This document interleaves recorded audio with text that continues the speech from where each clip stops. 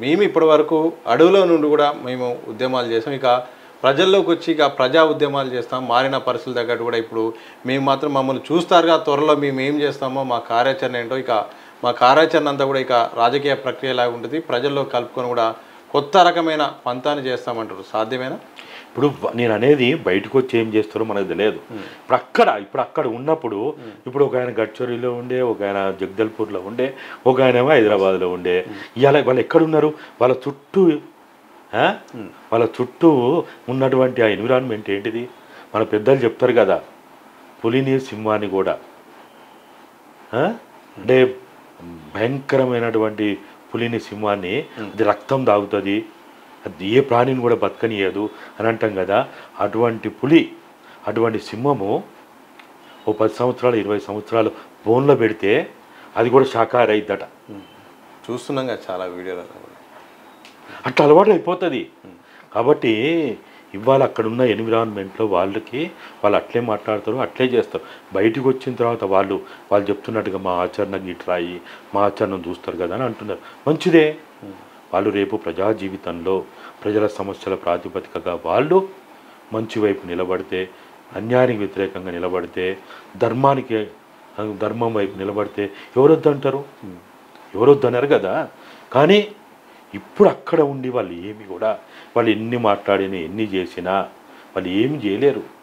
వాళ్ళు ఏం చేయగలుగుతారు చెప్పు? కాబట్టి ఇప్పుడున్న పరిస్థితులలో వాళ్ళు ఇక అక్కడ ఆదివాసీలంతా ఇట్లయిపోయిండు, అట్లయిపోయిండు, లేకపోతే ఇంకేమైపోయిండు. అక్కడ మొత్తంగా కూడా ప్రజలు వాళ్ళు కూడా ఇంకా ఉద్యమాలు చేయలేకపోతున్నారు, పోరాటాలు చేయకపోతున్నారు. వాళ్ళు కూడా ఇప్పుడు ఉన్నటువంటి పరిస్థితులకు అనుకూలంగానే ఏదో మారిపోయిందని వాళ్ళు అనుకుంటున్నట్టు అట్లేం ఉండరు. అట్లుంటారా? ఎక్కడైనా ఉంటుందా? ఎక్కడైనా అట్లా జరగదు. మనం పడుతూ లేస్తూ ముందుకు సాగుతూనే ఉంటాం. ఇలా ఈ పరిస్థితి ఉన్నది. నిన్నటిదాకా గాలిబాటంలో సైకిల్ దొక్కిండ్రు, ఇలా ఎదురుగాల్లో సైకిల్ దొక్కలేకపోతున్నారు. కనీసం సైకిల్ పట్టుకొని నడవలేకపోతున్నారు.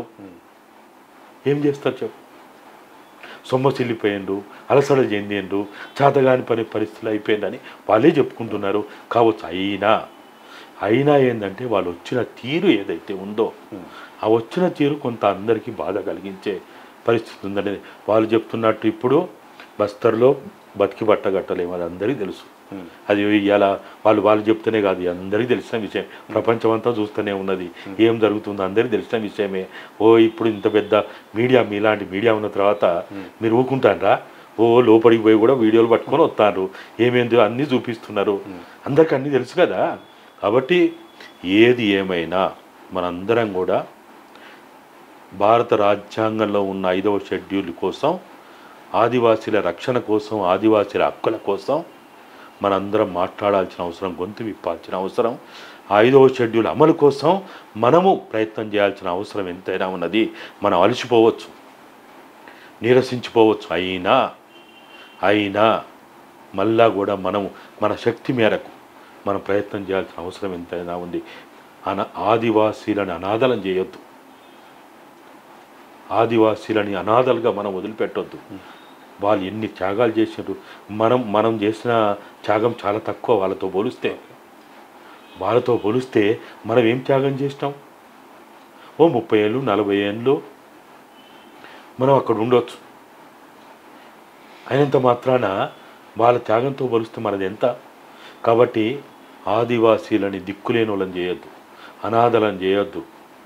వాళ్ళ చెట్టుకొకరు గుట్టకొకరు అవుతుంటే మనం చూస్తూ ఊకుంటే వాళ్ళ కాళ్ళ కింద ఉన్న వాళ్ళ సంపద, వాళ్ళు కొన్ని వందల వేల సంవత్సరాలుగా కాపాడిన సంపద, వాళ్ళ బిడ్డల్ని తన్నుకపోతుంటే కూడా వాళ్ళ బిడ్డలు పోలీస్ కాల్పులో చనిపోతున్నప్పుడు కూడా, జైళ్ళలో నిర్బంధానికి గురవుతున్నప్పుడు కూడా ఇంత బాధపడలేదట. ఇవాళ మొన్న సోని వచ్చి చెప్తున్నది.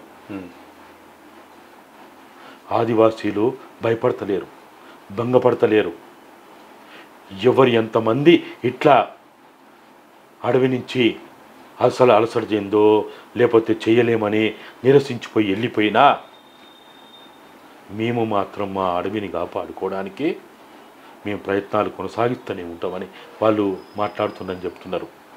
సరిపోదా ఆ స్పిరిటు, ఆ కమిట్మెంటు, ఆ భావోద్వేగం, ఆ భావజాలం? భౌతికంగా మనసులు లేకపోయినా భావజాలం బతుకుంటుంది.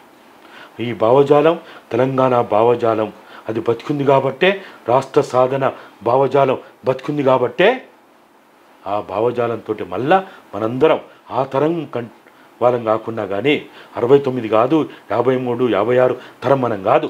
అయినప్పటికీ మనం ఆ భావజాలంతో